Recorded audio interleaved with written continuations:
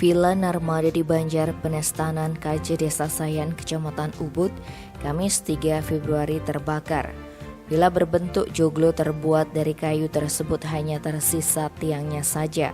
Untungnya peristiwa itu tidak sampai menimbulkan korban jiwa, namun polisi masih menyelidiki penyebab kebakaran tersebut. Informasi yang diperoleh di lapangan menyebutkan villa itu diketahui terbakar sekitar pukul 9:30. Kejadiannya pertama kali dilihat oleh Inyoman Mawar, salah satu pekerja di Villa Desa Alam Indah yang kebetulan bersebelahan dengan Villa Narmada. Waktu itu dia melihat ada kepulan asap dari atap Villa Narmada.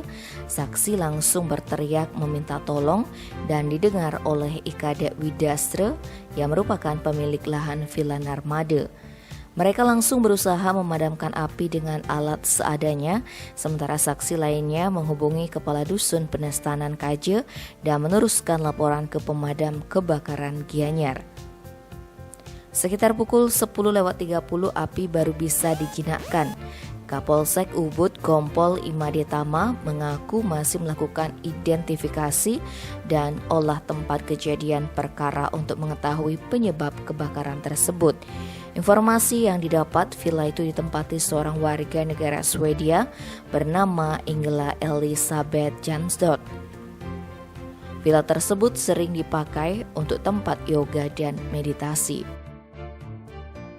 Tim Bali Express melaporkan.